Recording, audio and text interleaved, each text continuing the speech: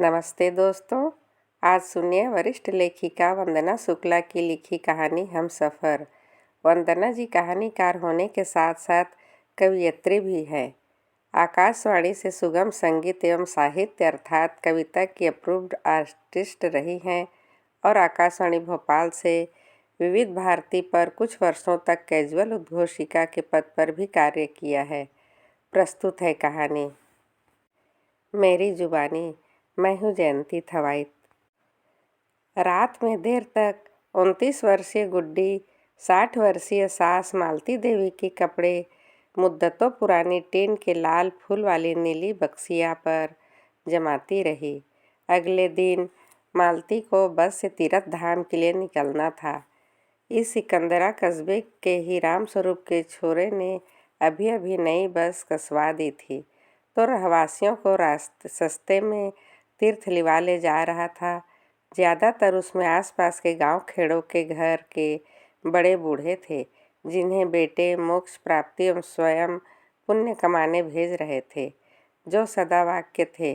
दोपहर को जब मालती ने अपने बेटे से धीरे से कहा था, रघु बेटा, हम घर से कभी बाहर निकले नहीं। जहाँ भी गए तुम्हारे बाबूजी साथ थे।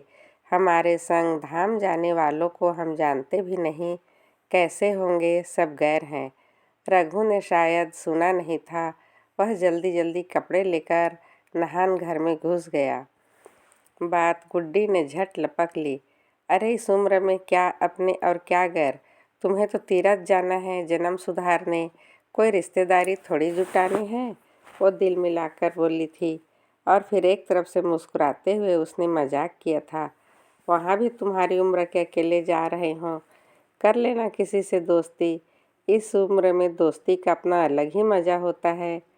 छी, बहू के इस कटाक्ष को सुनकर भीतर तक सिहर गई थी मालती। नहान घर से निकलता हुआ रघु बोला, अम्मा हो गई सब तैयारी? तुम भी देख लो, कुछ रखना हो तो।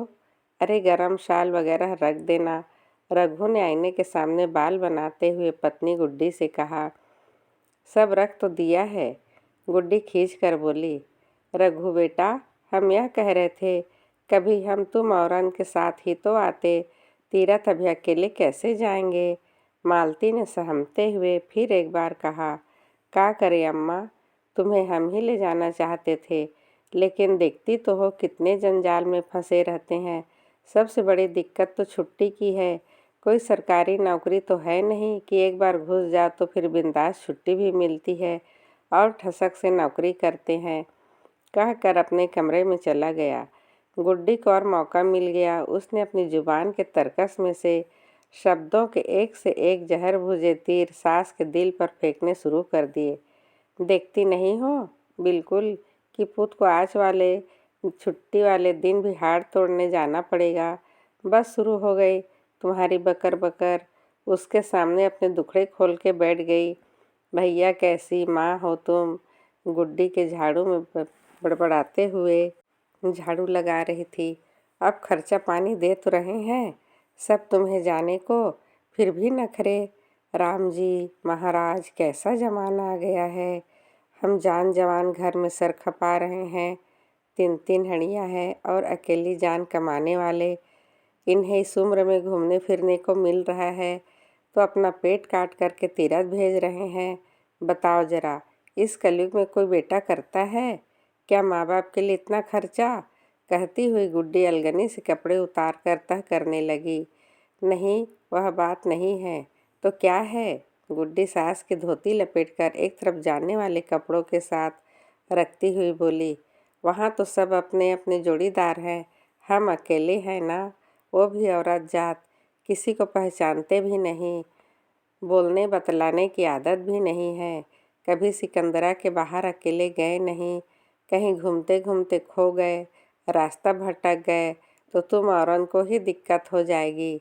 अरे जिम्मेवारी तो पूरे बस वाले की है, पूरा 4000 दिए हैं, हिम्मत रखो। बस तुम जैसी पक्की उम्र की औरतें कहाँ खोए। अम्मा अजीब बात करती हो, खो जाओ ऐसी किस्मत कहाँ। वाले भाव से वह बोली, और क्या रखना है बताओ जल्दी जल्दी। वह चश्मे की तनी टूट गई है, देखने में दिक्कत होती है। कितने दिन से कह रहे हैं जरा ठीक करा देते, घर में चल जाता था। पर मालती ने डरते हुए कहा, अब ज़्यादा फैशन वाली तो बनो मत, और नहीं हमारे पास। धाम पर जा रही हो कोई सिनेमा देखने तो नहीं कि दीद नहीं होंगे तो काम नहीं चलेगा। भगवान तो पत्थर के हैं, वह क्या देखेंगे। भक्त के इनके पास आँख कान ठीक ठाक है कि नहीं, और फिर अंधी तो हो नहीं, इतना तो दिखता ही है। कहकर गुड्डी बत्ती बनकर बड़बड़ाते हुए अपने कमरे में सोने चली गई। बाबूजी जब गार्ड की ड्यूटी से आते थे तो रात में 12 भी बज रहे हों तो जागती रहती थी। मालती उन्हें गर्म रोटियां खिलाती थी। थका आदमी कभी कभार चिड़चिड़ाए हो जाता है। मजाल है जो कभी पलट कर जवाब दिया हो। हमारे भी तो दो दो जवान नंदे बहनों को छोड़ कर के सास ससुर बाबू जैसे तेज मिजाज वाले पति के साथ रहकर भी कर्तव्य समझकर सब गृहस्थी की जिम्मेदारी संभाली, अभी तक संभाल ही रही है। मालती ने करौटा बदला। जानती है कि वह गुड्डी जब से ससुर नहीं रहे उससे बहुत बुरा व्यवहार करती है और उसे कहीं भेजना चाहती है। कभी सोचती कहाँ हैं हम, जिन संतानों के लिए अपना सब कुछ न्यौछावर कर रहे हैं, उन्हीं बच्चों पर एक दिन हम बोझ बन जाएंगे, अपने ही सब बेगाने से हो जाएंगे। मरते बने न जीते, मालती सोच रही थी। पढ़ी लिखी ज़्यादा नहीं है तो क्या हुआ, इतनी बुद्धि तो है ही उसमें कि कौन क्या सोच रहा है। वह तो बेटे रघु के कारण रह रही है इस घर में, और पतियों के भी जिन्हें बेहद प्यार करती है। मालती की दुनिया तो अब घर की 4 दीवारें हैं। कभी किसी ब्याह शादी में कुछ देर को जाना भी हो जाए तो घर को भागने लगती है। अब इतने दिन वो भी अपरिचित के बीच अकेले कैसे रहेगी। सोचते सोचते वह डरने लगी। वह अनजान लोगों के साथ एक पहाड़ी के पास खड़ी थी। ऊपर पहाड़ की चोटी पर एक मंदिर दिख रहा था। वो लोग उस पर धीरे धीरे चढ़ रहे थे। मालती चढ़ते चढ़ते हाँफने लगी है। वह किसी का हाथ ढूंढ रही है सहारे को, पर सब अपने अपने जोड़ीदार के साथ हाथ थामे पहाड़ चढ़ रहे हैं। कोई पति पत्नी एक दूसरे का हाथ थामे हैं तो कोई अपने जवान बेटे का। कुछ देर में उसने देखा कि वहाँ कोई नहीं है और वह अकेली पहाड़ पर चढ़ रही है। रात हो गई है, पूरे पहाड़ पर सन्नाटा है। वह वहाँ से घबरा कर नीचे देखती है। नीचे एक विशाल खाई दिखाई दे रही है। वह चिल्लाती है, रघु रघु, हम गिर जाएंगे, आ जाओ। कहाँ हो तुम। अचानक उसे लगता है कि जमीन डोलने लगी है और वह संतुलन खोकर तेजी से नीचे ढुलकती जा रही है। क्या है, क्या है, क्या हो गया, क्यों चिल्ला रही हो। अचानक मालती की आंखें खुल गई। अरे यह तो सपना था। रघु पानी का गिलास लिए खड़ा था। क्या हुआ अम्मा, डर गई क्या, उसने हंसते हुए कहा। गुड्डी बड़बड़ाती हुई कमरे से बाहर चली गई। छुटकी शोर सुनकर रोने लगी थी। अम्मा जानते हैं तुम परेशान हो, अकेली जा रही हो। बाबूजी भी होते तो साथ चले जाते, हमें भी निश्चिंतता रहती। लेकिन देखो ऐसा मौका फिर नहीं आएगा, इसलिए भेज रहे हैं। गुड्डी ठीक कहती है, तीरथ घूम आओगी तो अच्छी गति होगी। अब सो जाओ, कल यात्रा करनी है। फिर कहकर रघु चला गया। उसके बाद मालती को नींद नहीं आई। गति, वो सोचने लगी, धर्म पुण्य मोक्ष तप गति, यह सब तो घर में ही है। इतने संघर्षों के बीच बच्चों का अपने साथ में रखकर और खुद धूप में तपते हुए पालन पोषण करना, क्या ये किसी तप धर्म से कम था क्या। रिक्शा बाहर आकर खड़ा हो गया। रघु ने सवेरे ही उसे कह दिया था, अगले मोहल्ले में ही रहता है। जब काम होता है तो फ़ोन करके उसे बुला लेते हैं। अम्मा अपना ख्याल रखना, गुड्डी ने जाते जाते सहज भरे शब्दों में कहा और सास के पांव छू लिए। छोटी पोती अपनी माँ की गोद में दादी के साथ जाने को रो मचल रही थी। मालती का मन कलप सा गया। रघु बस अड्डे तक अम्मा के साथ उन्हें छोड़ने गया। वहाँ कुछ तीर्थ यात्री पहले ही आ चुके थे। वो ज़्यादातर जोड़े में थे और वहीं पेड़ के नीचे खड़े उन मुद्दतों पुरानी टूटी बेंचों पर बैठे बतिया रहे थे। रघु ने मालती की बखिया और झोला अपने, जिसमें मंजन, ब्रश, हाथ धोने का साबुन, सरदर्द की गोली थी, रिक्शे से उतार कर जमीन पर रख दी और रिक्शे वाले को पैसा देने लगा। मालती रघु के पीछे घने नीम के पेड़ के नीचे आ गई, जहाँ और लोग भी खड़े थे। रघु ने एक छोटी सी जगह देख वहाँ लोहे का बक्सा बिछा दिया और अम्मा यहाँ बैठ जाओ, जब तक बस आ रही है, कहकर लोगों से बातें करने लगा। मालती ने देखा जिनसे वह बात कर रहा था वह सब मालती की ओर देख रहे थे। वह समझ गई कि रघु उसी के बारे में बता रहा है। उन्हें कह रहा होगा कि अम्मा है, अकेली जा रही है, कभी अकेली घर से निकली नहीं तो इनका ख्याल रखना। बस सामने ही खड़ी थी, पीली लाल चमचमाती बस। बस के पास खड़े 2-3 युवक खूब उत्साहित हो बस की ओर निहार रहे थे। एक मरियल सा सांवला आदमी हाथ में गेंदे के फूलों की माल एक डंडी में लिए खड़ा था। ला भैया, दे दे माला, शिव जी को चढ़ा दूँ। ला ले, पैसा कहकर आदमी बस में चढ़ गया और ड्राइवर की सीट पर बैठकर उसने बस में सामने लगी शिव जी की तस्वीर पर माला चढ़ाकर हाथ जोड़ लिए। हाँ भाइयों, बैठ जाओ, सब आ गए बस मालिक के जवान लड़के ने पूछा, जो अभी अभी बस में चढ़ा था और साथ में ही जाने वाला था। उसके साथ उसी की उम्र के 2 लड़के और थे। रघु, जो अभी कुछ देर पहले कहीं चला गया था, हाथ में 3 संतरे की पॉलीथीन लेकर आया और मालती का बक्सा लेकर बस में चढ़ा। पीछे पीछे मालती बस में चढ़ी। उसने धड़कते हुए दिल से बढ़ी, यहाँ बैठ जाओ अम्मा, कंडक्टर ने ही बैठने को कहा है। रघु ने उसे ड्राइवर के केबिन में बैठने का इशारा करते हुए कहा। उसका सामान वहीं सीट के नीचे खिसका दिया। टिकट वगैरह की चिंता मत करना, कंडक्टर को दे दिए हैं। अच्छा, अब चलता हूँ, ड्यूटी पर जाना है, कहकर अम्मा के पैर छूकर वो चला गया। मालती ने सोचा कि वो अभी रघु से बात करेगी कि अब भी कोई गुंजाइश हो तो उसे वापस घर ले चले, लेकिन बस धीरे धीरे खिसकने लगी। मालती के दिल की धड़कनें बस की रफ्तार के साथ बढ़ने लगी। उसे लगा जैसे अचानक उसका सब कुछ लुट गया हो, उसे किसी अनजान से जंगल में भेज दिया गया हो। केबिन में जहाँ पहले से ही 3-4 मुंडे बैठे हुए थे, बस के चलते ही केबिन के कांच की खिड़की को लॉक कर दिया गया। अब तो मालती का जी और भी धक। एक तो पूरी बस में उसका कोई संगी साथी नहीं, ऊपर से केबिन में इतने मर्दों के बीच अकेली औरत। उसके दूसरे मन ने उसे बहुत समझाने की कोशिश की। अरे भगवान, भरी बस में किसकी मजाल जो ऊंच नीच हो जाए, और वैसे भी इतनी बुजुर्ग। और गमुच्चा जोर जोर से अखबार में से एक बुजुर्ग औरत को घर में घुसकर बदसलूकी करने और हत्या कर देने की खबर पढ़कर सुनाने का वाकया याद आया। मालती फिर डर गई। अम्मा, ड्राइवर ने अचानक एक उसे सरकने के लिए कहा। वह घबरा कर सीट पर ही सिकुड़ कर बैठ गई। उसके दूसरे मन ने फिर समझाया, अरे यह तो अपने रघु से भी कम उम्र का छोकरा है, रे काहे का संकोच। लड़का बिंदास उसके बगल में बैठा दूसरे लड़के के बीच में ठस कर बैठ गया और सब फिर जोर जोर से बातें करने लगे और हंसने लगे।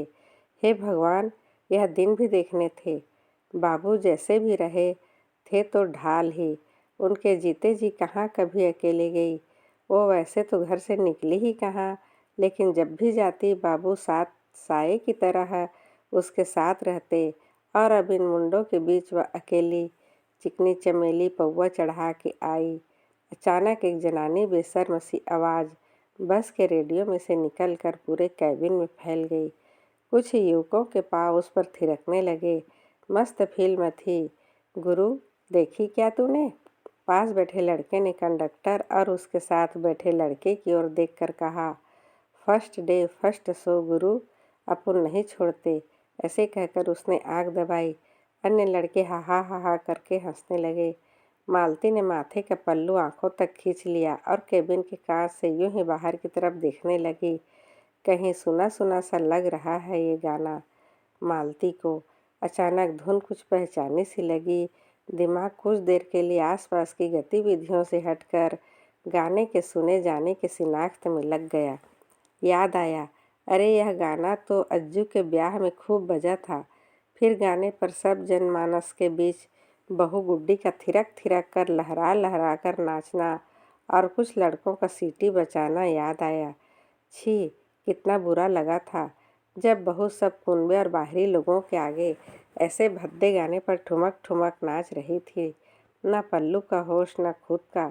एक वह है जब बहू बनकर आई है इस देहरी पर। बाबूजी चले भी गए तो भी इस उम्र में किसी ने उसका सर खुला कभी नहीं देखा। नाचना गाना तो दूर की बात, अचानक एक झटके के साथ बस रुक गई। मालती का मगज दुनिया भर की बातों के बिहड़ में घूमता फिर ठिकाने पर आ गया। उसने देखा कुछ लोग बस से नीचे उतर रहे हैं और कुछ नए चढ़ रहे हैं। अचानक केबिन का दरवाज़ा कंडक्टर ने खोल दिया और सब मुंडे उछल उछल कर नीचे उतरने लगे। मालती की सीट भी खाली हो गई। वह जरा और फैलकर बैठ गई और सुस्ताने लगी। चमेली भी जाने कहाँ गायब हो गई। रेडियो फिर चुप होकर बैठ गया था। कम वक्त एक पैर पर बैठे बैठे पाँव दुखने लगा था। उसने सोचा और पैर को सहलाने लगी। गला सूखने लगा था। माथे तक खींचा पर्दा थोड़ा ऊपर किया। मालती ने थैली में से पानी की बोतल निकाली, खोल कर पीने लगी। पीते हुए रुकी हुई बस की खिड़की के बाहर लंगड़े चश्मे की तनी को हाथ से थामे देखने लगी। लड़के जो कुछ देर पहले केबिन में बैठे थे अब बाहर मटर गश्ती कर रहे थे। कोई सिगरेट पी रहा था, कोई गुटखा खरीद कर खा रहा था या किसी लड़की को देखकर छींटे कस रहा था। सब मस्ती के मूड में थे। हे भगवान, जाने कब आएगा तीरथ, मालती सोच रही थी।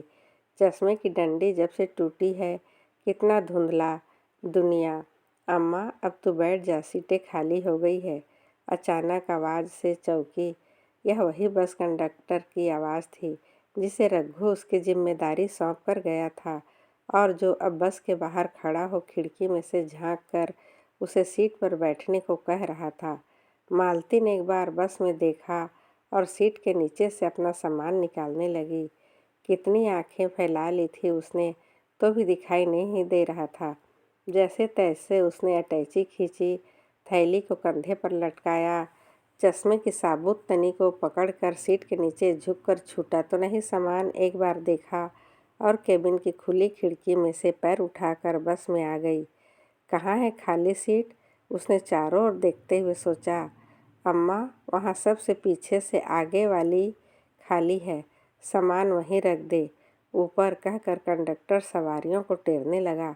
ड्राइवर भी अपनी सीट पर आकर बैठ गया और बस स्टार्ट हो गई थी। कुछ सवारियां बहराइच आराम से बस में चढ़ने लगी, बहराइच पर जाकर बैठने लगी। वह हिचकोले खाती कभी इधर कभी उधर। पल्लू बार बार सर से सरक जाता। बेटा, यह सामान ऊपर रख दो, मालती ने एक दुबले पतले से सहयात्री से कहा। उसने सामान ऊपर रख दिया। मालती को समझ में नहीं आया उस लड़के का अभिवादन कैसे करे। आजकल अंग्रेजी में कुछ कहते तो हैं, गुड्डी को कहते सुना है। उसने जब छुटकी को स्कूटर पर अपनी लड़की के साथ बिठाकर उसका पड़ोसी राकेश लाता है। जब तक मालती कुछ सोच पाती, यात्री अपनी जगह पर जाकर बैठ गया था। बस चलने लगी थी और 2 जनों की सीट पर मालती अकेली बैठ गई थी। उसे राहत मिली, लेकिन बस फिर से रुक गई और फिर एक दुबले पतले लंबे कद के बुजुर्गवार बस में चढ़े। उन्होंने देखा नीली कमीज और मल्टी कलर की ढीली ढाली पेंट पहन रखी थी। कंधे पर एक मैला सा बैग टांग रखा था। दादा, उधर बैठ जाओ, अम्मा के कने सीट खाली है, कंडक्टर ने कहा। आदमी मालती के पास आकर रुका।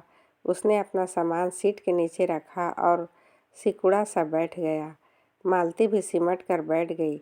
उसने पल्लू को माथे तक खिसका लिया। बस में रौनक थी। लोग हंसी ठट्टा कर रहे थे। बुजुर्ग अपने जोड़ीदार से बातें कर रहे थे। नई नवेली बस अपने संपूर्ण जोश और खरोश के साथ भागी चली जा रही थी। कुछ देर में बुजुर्ग ने अपने कपड़े के थैले में से एक पैकेट निकाला। खोलते ही अचार की खुशबू बस में फैल गई। खाएंगे क्या? खाना बूढ़े की आवाज़ गंभीर और परिपक्व थी। नहीं, मालती ने सर हिला दिया और भीतर तक सिहर गई। पराया मर्द, वह भी उससे खाने को कह रहा है। एक बार फिर वही दूसरे मन से दोहराई। बूढ़ी होने की बात मालती चुपचाप बाहर देखने लगी। हालांकि मन तो पूरा नई सवारी में लगा था। अकेली हो? आगंतुक ने पराठे का गस्सा तोड़ते हुए कहा। हो, मालती ने खिड़की से बाहर देखते हुए सिर हिला दिया। नहीं नहीं, अकेले नहीं। उसे अपनी गलती का एहसास हुआ। अकेला बोल दिया तो? अरे अकेले यात्रा कर रही है तो उसमें कैसा संकोच? हमें तो दिखता है कि अकेली है और पहली ही बार जा रही है। बाहर ठीक कह रहे हैं ना? बूढ़े ने हल्के से हंसते हुए कहा। मालती चुपचाप डरी सी बाहर देखती रही। उसके दिल की धड़कन ने डर के मारे बढ़ गई। बीच की चुप्पी में न जाने कैसे कैसे ख्यालात आते जाते रहे। फिर आदमी ने बोलना शुरू किया। हम इटावा से आ रहे हैं। मालती चुपचाप बस की खिड़की में से बाहर की ओर देखती रही। अब की बार बातचीत के अंतराल में मालती ने अपने पति बाबू के बारे में सोचा। 3-4 बार गई है बाबू के साथ बस में बैठकर। बाबू जरा भी बोलना पसंद नहीं करते थे और अपना परिचय लेना देना तो बिल्कुल भी नहीं। तभी बुजुर्गवार ने फिर बोलना शुरू किया। असल में दूसरे गांव से आ रहे हैं। कल संझा से चले थे सो कुछ खाया नहीं था। सहलज ने अचार पराठे रख दिए बना के। कल मन नहीं किया, अब थोड़ी भूख सी लगी बस। अभी 2 महीने पहले हमारी पत्नी का स्वर्गवास हुआ है, तब उन्होंने हमारा जिम्मा ले रखा था। यात्रा का खूब इंतजाम करके भेजती है। वह हमें लू न लग जाए इसके लिए छोटा तौलिया, पानी का थर्मस, साबुन की टिकिया, चद्दर, सब बुजुर्ग बोलते जा रहे थे और मालती की धड़कनें उन्हें घबराई हुई सुन रही थी। मालती ऐसी बैठी थी जैसे उसे नई सवारी से कोई मतलब नहीं। वह खिड़की में से बाहर देख रही थी। खिड़की न होती तो उसके मन में कहीं यह भय भी करवट ले रहा था कि पराए मर्द की इतनी निकटता उसने तो पहली ही बार महसूस की है। बाबू होते तो उसे याद आया एक वाकया, जब देवर के ब्याह में नई उम्र की बिटिया दुल्हनों ने उसे नाचने को खड़ा कर दिया था। बाबू इतने नाराज हो गए थे कि बीच ब्याह में उसे लेकर घर चले गए और घर जाकर बस में गाना फिर ज़ोर ज़ोर से बजने लगा। वही चिकनी चमेली बस जंगलों, बस्तियों, इमारतों, गांवों सबको पीछे छोड़ती भागी जा रही थी। छुटकी के स्कूल से आने का वक्त हो गया होगा। आज कौन उसे लेकर आएगा? मालती का मन घर में लगा था। और गुड्डी कह रही थी, रघु ने इसे तीरथ पर भेजने के लिए पूरे 4,000 खर्चा किए हैं। क्यों किए? तीरथ की क्या ज़रूरत थी? घर में ही क्या बुरे थे? हमारे लिए तो घर ही तीरथ है। बताओ, 4,000 में तो 2 महीने का गेहूं पटक लेते तो काम आता। यह अनजाने लोगों के संग भेज दिया, वो भी 4,000 खर्च करके। अरे 2,000 ही सही हमारे हाथ पर रख देते तो देख लेते कि कैसा लगता अपने हाथ से अपने मन की चीज़ खर्च करने में। मालती और उदास हो गई। बीड़ी जलाई ले दूसरा गाना बजने लगा था। भैया कितने बजे हैं? एक बुजुर्ग ने मालती के पास बैठे आदमी से पूछा। उसने हाथ घड़ी देखकर कहा, 1:15 होने को है। अरे बस रुको, पेशाब जाना है हमें, एक बूढ़े ने मरियल सी आवाज़ में कहा। बस वाले ने शायद सुना नहीं, बस यूं ही भागे जा रही थी। कान फोड़ू गाना बज रहा था। मालती के बगल में बैठे बुजुर्गवार उठे और केबिन के निकट जाकर उन्होंने कांच को खटखटाकर इशारे से बस रोकने को कहा। बस चीखती हुई रुक गई। जाना तो हमें भी है बाथरूम, पर अकेले, वो भी सामान बस में छोड़कर कैसे जाएं? अभी मालती सोच ही रही थी कि बगल में बैठे बुजुर्ग ने कहा, तुम्हें जाना है क्या बाथरूम? उसने संकोच में हाँ में सिर हिलाया। जाओ तो हो आओ, लेकिन चश्मा तो टूटा है, कहीं बाथरूम में फिसल गई तो और मुसीबत हो गई और देरी भी हो जाएगी निकलने में। बस छूट गई तो? मालती सोचकर सिहर गई। नहीं नहीं, ठीक है बस, उसने कहा। अरे सामान हम देख लेंगे, तुम्हारा भाई। जाओ हो आओ, फिर ना जाने कहाँ रुकेगी, बूढ़े ने कहा। अब चश्मे की बात कैसे बताए? मालती मन ही मन सोच रही थी। नीचे जाने में डर रही थी। आदमी हंसते हुए बोला, चलो हम चलते हैं। कहकर वो उठ खड़ा हुआ। देखो, बाथरूम रोकना नहीं चाहिए, गुर्दे खराब हो जाते हैं। आओ चलो। मालती यंत्रवत सी उसके पीछे पीछे चल दी। उसने घूंघट थोड़ा और आगे को खींच लिया और धीरे से सफाई दी। असल में हमारा चश्मा टूट गया। बस की सीढ़ियाँ कुछ ऊंची थी। मालती वहीं खड़ी रह गई। बूढ़ा समझ गया वह बस से नीचे उतर आया और अपना हाथ मालती की तरफ बढ़ाकर बोला, आ जाओ, पकड़ लो हाथ, गिरोगी नहीं। किसी गैर मर्द का हाथ नहीं, यह नहीं हो सकता। मालती कांप सी गई। हम उतर जाएंगे धीरे धीरे कहकर मालती उतरने लगी, लेकिन लड़खड़ा गई। बूढ़े ने हाथ पकड़कर उसे उतारा। केबिन में बैठे छोकरे उन्हें देख रहे थे। मालती सकपका गई। बस अब हम चले जाएंगे कहकर मालती ने झटके से हाथ खींच लिया। देखो, महिलाएं जा रही हैं ना, बस वही है बाथरूम, चले जाओ कहकर बुजुर्ग पास की दुकान पर चला गया। मालती जब बाथरूम से लौटी तो एक जैसी बसों को कतार में खड़ी देखकर डर गई। अरे कौन सी बस थी उसकी, वह घबरा कर देखने लगी। तभी एक बस वहाँ से चल दी। मालती घबरा कर चीखी, अरे भैया, हम बच्चे हैं, हमें भी ले चलो। तभी बूढ़े ने आकर कहा, अरे अपनी बस तो जे खड़ी है, काहे घबरा रही हो कहकर वो हंसा। मालती झेप गई। लो चाय पियो, बूढ़े ने चाय का प्याला मालती को देते हुए कहा। मालती ने मना किया, लेकिन बूढ़ा नहीं माना।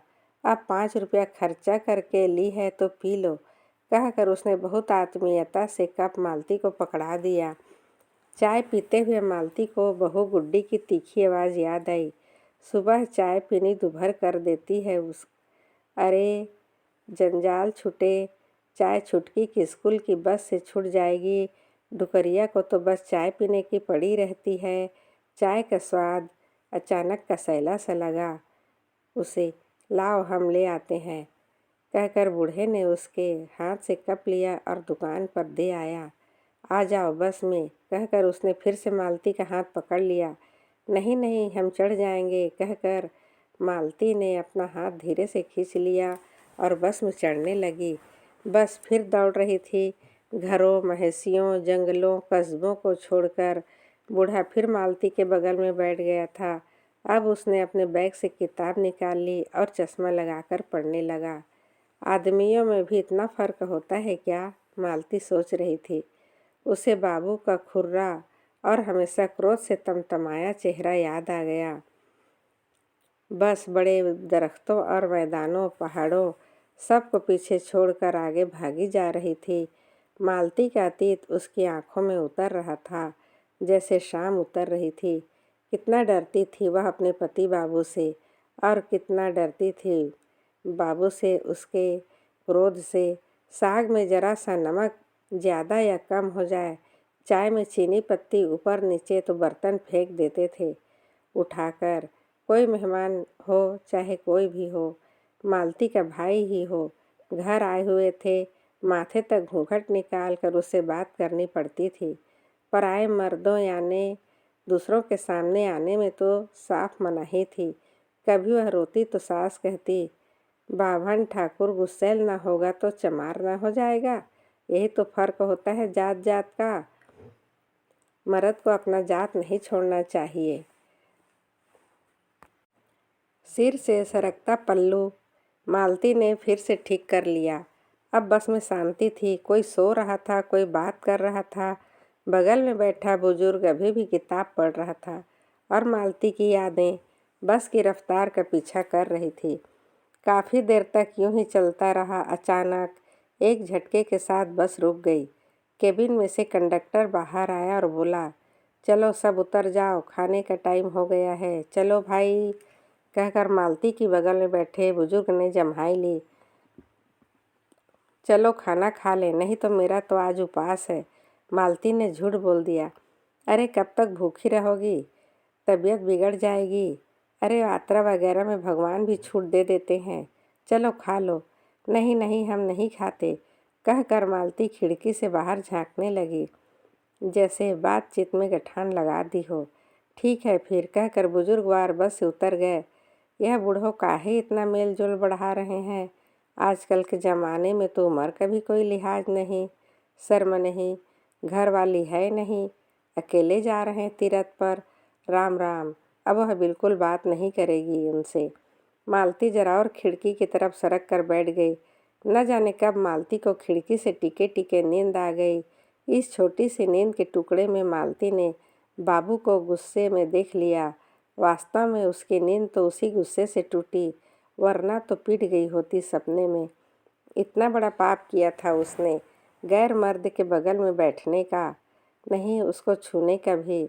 जाने क्यों उसे लग रहा था जैसे बाबू अदृश्य हो, कहीं से उसे मर्द के बगल में बैठे देखकर आग बबूला हो रहे हैं। कंडक्टर चिल्लाकर सबको बुला रहा था, चलो भाई शाम हो रही है, रात होने से पहले अजमेर पहुंचना है। लोग बाग चढ़ने लगे थे। आधी से ज़्यादा बस भर गई थी, लेकिन बूढ़ा नहीं आया था। मालती की बेचैनी बढ़ने लगी। अरे ना आए तो ना सही, उसे क्या, यात्री ही तो है, वह क्यों बेचैन हो रही है उस गैर मर्द के लिए। लेकिन घबराहट थी कि कम ही नहीं हो रही थी। उसने टूटा चश्मा फिर पहन लिया। उसकी तनी को हाथ से पकड़कर खिड़की में से बाहर देखने लगी। कहीं दिख भी तो नहीं रहे, कहाँ चले गए, वह सोच रही थी। बस सरकने लगी। मालती की घबराहट तेज हो गई। उसने बस में सबको देखा, सब अपने अपने में मस्त थे। उसने एक बार फिर अपने बगल की खाली सीट को देखा और फिर घबरा कर बाहर देखने लगी। बस अब भी सरक रही थी। चलो भाई गेट बंद करो, आ गए सब। जैसे ही कंडक्टर ने कहा मालती खड़ी हो गई और ज़ोर से चिल्लाई, भैया वे नहीं आए। अभी कौन? कंडक्टर ने पूछा। वही जो हमारे कने बैठे थे। बस के केबिन में बैठे लड़के एक दूसरे की ओर देखकर हंसने लगे। रोको भैया, अभी एक डोकर रह गया है नीचे, कंडक्टर ने कहकर व्हिसिल बजाई। बस फिर ची ची करती रुक गई। कंडक्टर नीचे उतरा और चारों ओर देखने लगा। मालती की घबराहट बढ़ती जा रही थी। उसने बूढ़े की सीट पर रखा अंगोछा उठा लिया और अपने पास रख लिया। उसके सामान को सीट के नीचे से एक बार झांक कर देखा और फिर से खिड़की के बाहर देखने लगी। बूढ़ा दूर से भागता हुआ गिरता पड़ता सा चला आ रहा था। वह जैसे ही बस में चढ़ा, कंडक्टर चिल्लाने लगा, कहाँ चले गए थे दद्दू? ऐसा अब नहीं चलेगा। किसी बस के नीचे दबा गए तो हमारी जान पे आ जाएगी। चलो बैठो अब। अरे माफ़ करना भाई, दवाई लाना भूल गया था। रोज़ लेनी पड़ती है ना। बस ज़रा दवाई की दुकान पर गया था, बस अड्डे के बाहर ही लेने गया था, सो देर हो गई। चलो चलो बैठो अब, कहकर कंडक्टर ने फिर से व्हिसिल बजा दी। मालती फिर तटस्थ सी होकर बैठ गई। हालांकि उसके मन में कोहराम मचा हुआ था। पूछना चाहती थी कहाँ रुक गए थे। बस चल देती तो तुम रह जाते तो मेरा क्या होता। इतना हाँफ रहे हो, लो पानी पी लो।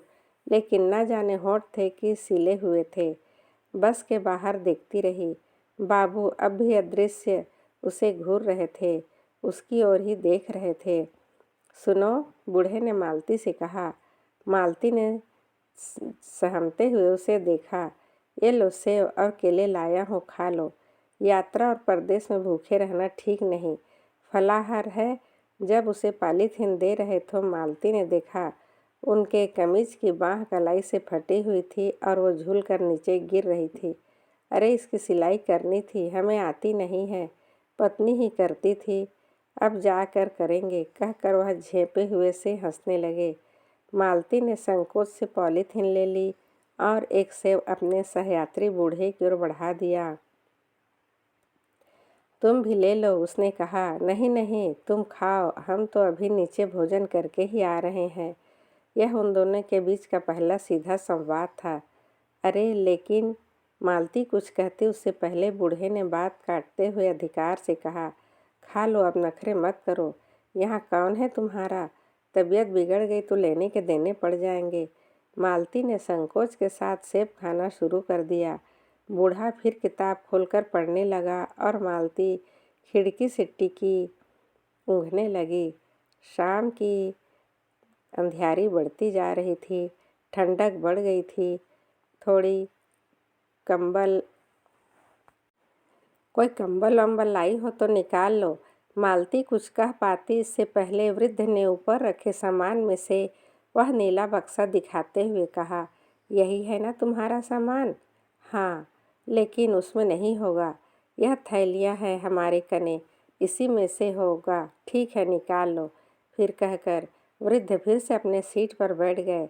मालती ने थैलियों को खोला, कपड़े को ठीक की। थैली जो कई जगह से उधड़ गई थी, उसमें सामान ढूंढने लगी। क्या हुआ, नहीं है क्या? वृद्ध ने पूछा। हाँ, शायद बहू रखना भूल गई, मालती ने संकोच से कहा। कोई बात नहीं, हमारे पास है, एक तुम ले लो। अरे नहीं नहीं, हमें बिल्कुल जाड़ा नहीं लग रहा।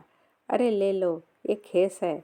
उसने बूढ़े हाड़ में ठंड घुस गई तो मुश्किल हो जाएगी कहकर बूढ़ा हंसा और उसे खेस दे दिया। अब आराम से टिक कर सो लो कहकर मालती खिड़की से टिक गई, लेकिन नींद कहाँ। उसने एक बार बगल में बैठे वृद्ध की ओर देखा। वह चश्मा लगाकर अब भी कोई किताब पढ़ रहे थे। इनका परिवार भी तो होगा, इनके भी तो बहू बेटे या बेटियां होंगी। पूछा ही नहीं, कितनी मूर्ख है वो। उसे लगा बचपन से लेकर अब तक उसे तो ऐसे डराया गया है जैसे मर्द कोई जानवर होते हैं, और वह छोटी थी तो अपने बाप के सामने भी आंख ऊपर करके बात नहीं कर पाती थी, और शादी के बाद तो गैर मर्दों को क्या, अपने बेटे तक को उसके जवान होने के बाद आंख भरकर नहीं देखा उसने, जबकि बेटा पैदा उसी ने किया। अब बहू का पूरा राज चलता है उस पर। हमें सब कायदे कानून सिखाए हमारे माँ बाप चले गए, और जोर ज़बरदस्ती से हम पर बंदिश लगा पति बाबू भी हमें अकेले छोड़कर चले गए। इतनी डरावनी दुनिया में यह कभी न कभी उसने सोचा। हमारे बारे में किसी ने ही सोची। अचानक मालती को जैसे कुछ याद आया।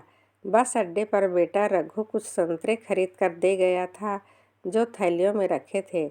उसने वह निकाले और 2 संतरे वृद्ध को बढ़ा कर कहा, यह बेटे ने रखे थे हमारे लिए, खा लो। वृद्ध ने कुछ कहना चाहा, लेकिन फिर संतरे ले लिए। तुम भी खा लो, वृद्ध ने कहा। नहीं, तुमने सेब खिला दिए ना, तो अब भूख नहीं है। ठीक है कहकर वृद्ध संतरा छीलने लगे। एक बात पूछें तुमसे, मालती ने कांपती सी आवाज़ में कहा। अरे क्यों नहीं, पूछो ना। अच्छा लगा कि तुमने हिम्मत की। मालती भी मुस्कुरा दी। तुम्हारे भी पत्नी और बच्चे होंगे, कहाँ रहते हैं? वो वृद्ध कुछ देर चुपचाप संतरे की फांकें अलग करते रहे। हाँ, पत्नी है नहीं थी, अभी 2 महीने पहले उनका देहांत हुआ। बहुत सीधी सरल महिला थी वो, घर गृहस्थी में जुटी रही। हम सरकारी मास्टर थे, कई गांवों कस्बों में तबादले होते रहे। अभी 6 महीने पहले रिटायर होने के बाद घर आए थे। पिछले 3 वर्षों में अपनी जिम्मेदारी पूरी कर दिए। एक ठो मकान बना लिए, एक बिटिया है ब्याह कर दिए, एक बेटा है उसका भी ब्याह हो गया, एक बच्ची भी है उसकी। बेटे के घर जा रहे हैं? नहीं, वहाँ से आ रहे हैं। वह हमारा ही घर है, वह भी अब था सो हो चुका है कहकर वृद्ध हंसे। अरे बताओ, इतनी बातें कर ली, लेकिन तुम्हारा नाम तो पूछा ही नहीं हमने। कुछ झेपे हुए मालती कहकर वह खुद ही चौंक सी गई। कितने दिन बाद उसने अपना नाम अपने मुंह से लिया, वरना वह तो अम्मा, जीजी, चाची, रघु की माँ जैसे संबोधन को ही अपना नाम समझने लगी थी। कितने टुकड़े जो हो गए थे उसके नाम के, अब जैसे उन टुकड़ों को बटोर कर उसने उन्हें एक करके अपना नाम फिर जोड़ा था, मालती। अच्छा नाम है। हमारी पत्नी का नाम इंदुमती था। क्या बताएं, था कहने में जीभ कांपती है हमारी, लेकिन कहकर वह उदास हो गए। हमारे पति को भी करीब इतना ही समय हुआ है नहीं रहे, मालती ने कहा। अरे बच्चे कितने हैं? बस एक बेटा, 5 बरस पहले ब्याह हुआ था उसका। अब एक छोटी सी पोती है, उन्हीं के साथ रहती हो। हाँ, भाग्यशाली हो। बेटे तो अच्छे ही होते हैं मालती। बहू अच्छी मिल जाए तो बाकी का जीवन भी सुधर जाता है ना? हाँ, सही बात है, कह दिया मालती ने, लेकिन एक अजीब सी बेचैनी उसे घेरने लगी। मालती हैरान थी। वृद्ध की बातें सुनकर उसे यह पता ही नहीं था कि उस जैसी गंवार औरत के साथ वह भी कोई मर्द उसका नाम लेकर इतने अपनापे और सभ्यता से बातें कर सकता है। अरे क्या हुआ, कहाँ खो गई मालती? ऐसा ही होता है, जानते हैं पति की याद आ गई होगी, लेकिन क्या किया जा सकता है। एक बात कहें मालती, मानोगी? हाँ कहो। डरते पापी लोग हैं, जो तुमने नहीं किए इसलिए डरना छोड़ दो। हम देख रहे हैं तुम बहुत डरी हुई सी रहती हो। मालती चुपचाप बैठी रही। इतनी ऊंची ऊंची बात सुनकर उसे अपना गंवार होना फिर याद आया। खिड़की बंद कर दो, ज़्यादा ठंडक होने लगी है। तुम जरा बाहर आओ, कहकर वृद्ध सीट से उठकर एक ओर खड़े हो गए। उन्होंने मालती से भी सीट से बाहर निकलने को कहा। मालती चुपचाप एक तरफ आकर खड़ी हो गई। वृद्ध ने खिड़की के निकट जाकर खिड़की बंद कर दी और मालती से अपनी जगह बैठने को कहा। मालती ने देखा उनकी कमीज की झूलती हुई बाँह फिर नीचे को गिरने लगी है। मालती को याद आया। उसने अपनी चूड़ियों में लगी सेफ्टी को निकाला और ऐसे ही आड़े वक्त के लिए वह अपनी अम्मा की देखा देखी चूड़ियों के बीच में लगा लेती थी। यह लगा लो अपनी बाह में और घर जाकर उसे किसी से सिलवा लेना। मालती ने सेफ्टी पिन वृद्ध को देते हुए कहा। वाह, यह बढ़िया रास्ता सुझाया तुमने। वृद्ध हंसते हुए बोला, लेकिन इसे हम लगाएंगे कैसे? रख लो, ऐसे ही ठीक है। लाओ हम लगा दें। कहते हुए मालती को अभूतपूर्व अनुभूति हुई, लेकिन चश्मे की तनी टूटी होने के कारण उसे कुछ दिखाई नहीं दे रहा था। तुम्हारा चश्मा टूट गया है, हमारा पहनकर देख लो, कहकर वृद्ध ने अपना चश्मा मालती की ओर बढ़ा दिया। अरे नहीं नहीं, अरे भाई पहनकर तो देखो, अपने स्वार्थ के लिए ही कह रहे हैं। यदि पिन हमें चुभ गई तो? मालती ने चश्मा पहना तो उसे लगा अचानक आंखों की बुझती लालटेन भक से जल गई हो और सब कुछ साफ साफ दिखाई देने लगा। दिखाई दिया ना? हाँ, बहुत अच्छा। उसने वृद्ध की कमीज की फटी हुई बाँह में करीने से पिन लगा दी। वृद्ध मुस्कुराते रहे। अब ठीक है, देखो ना, स्त्री के काम तो स्त्री ही कर सकती है। हम पुरुषों में तो इतनी अकल भी नहीं होती कि उपाय भी हो सकते हैं, कहकर वृद्ध हंसने लगे। माठ साहब, आपका गांव आ गया, कंडक्टर ने आवाज़ लगाई तो वृद्ध उठ खड़े हुए। अच्छा मालती, अब चलते हैं, हमारा ठौर आ गया। अरे तुम हमारे साथ तीरथ पर नहीं जा रहे हो? मालती सहसा चौंक गई। तीरथ तीरथ, कहकर वृद्ध हंसा, फिर बोले, अपना ख्याल रखना। यह तुम्हारा चश्मा, कहकर मालती ने चश्मा उतार दिया। यह तुम रख लो, हम तो ऐसे ही पढ़ते वक्त ही लगाते हैं। एक और पुराना चश्मा भी है हमारे पास। अरे अरे नहीं नहीं, कहती रह गई मालती। लेकिन वृद्ध ने अपना सामान उठाया और बस के नीचे उतर गए। बाहर निपट अंधकार था, लेकिन कच्चे से रास्ते के दोनों ओर लगी पत्तियों से कुछ दूर तक देखा जा सकता था। दूर कोई रिहाइश नहीं था सिवाय खेतों और अंधेरों के। मालती को लगा नीचे उतरकर वृद्ध इसकी ओर देखेंगे तब उनसे अंतिम राम राम कर लेगी, लेकिन उन्होंने देखा ही नहीं और अपना बैग लेकर ऐसे चले गए जैसे अब इस बस की तरह उनका उसके किसी भी यात्री से कोई लेना देना नहीं रह गया हो। मालती वृद्ध की जाती हुई पीठ को चश्मे से देखती रही। अचानक उसे याद आया वह अपना खेस भी छोड़ गए हैं। मालती को खुद पर गुस्सा आया। बस खिसकने लगी थी। अचानक पूरी बस में चोली के पीछे क्या है गाना जोर जोर से बजने लगा। सब बूढ़े लोग बड़बड़ाने लगे। कोई सो नहीं पा रहा था, लेकिन बस के केबिन में बैठे लड़के शायद खूब मस्ती कर रहे थे। मालती को बहुत बुरा लग रहा था। उसने सोचा कि वह जाकर उनसे हाथ जोड़कर कहे, बेटा बंद कर दो गाने, रात बहुत हो गई है, थके हुए भी हैं सब। मालती ने देखा अभी कुछ देर पहले एक औरत उल्टी हो गई थी और उसे खाना भी नहीं खाया गया था। वह परेशान हो रही थी। उसका पति जो बूढ़ा और कमज़ोर सा था उठकर बस में आगे गया और उसने केबिन के लड़कों से गाने बंद करने के लिए घिघियाते हुए कहा, लेकिन उन्होंने बूढ़े को हड़का दिया और वो लौट आया। अचानक मालती की देह में न जाने कैसी फुर्ती आ गई। वह उठी और चलती बस में लड़खड़ा सी गई। आगे जाकर उसने केबिन के शीशे की खिड़की खटखटाई। ड्राइवर ने मुड़कर देखा और इशारे से कंडक्टर से कुछ कहा। एक लड़के ने आधी खिड़की खोलकर कहा, क्या बात है अम्मा, जे गाने बंद करो, ये बस है क्या सिनेमा घर? नहीं। मालती को खुद नहीं समझ में आ रहा था उसकी आवाज़ में इतनी जोर कहाँ से आ गई और कैसे आ गई। ठीक है, कहकर लड़के ने खिड़की बंद कर ली। जब तक मालती अपने सीट पर वापस आई तब तक गाने बंद हो चुके थे। सुबह की मध्यम रोशनी फैलने लगी थी। पूरी बस में अथाह शांति थी, सिवाय उसके चलने के। आवाज़ में केबिन में भी सब लड़के उल्टे पुल्टे सो रहे थे। मालती ने खिड़की से बाहर देखा। पुराने चश्मे से नई सुबह कितनी सुंदर और साफ लग रही थी। अभी आप सुन रहे थे वंदना शुक्ला जी की लिखी हुई एक खूबसूरत कहानी हम सफ़र। कहानी का विषय थोड़ा अलग हटकर था। वृद्धावस्था और अकेलेपन की समस्याओं को दर्शाती यह कहानी अपने अंदर के डर पर विजय प्राप्त करती हुई महिला की कहानी थी। उम्मीद है कहानी आपको भी पसंद आई होगी। कल फिर मिलेंगे।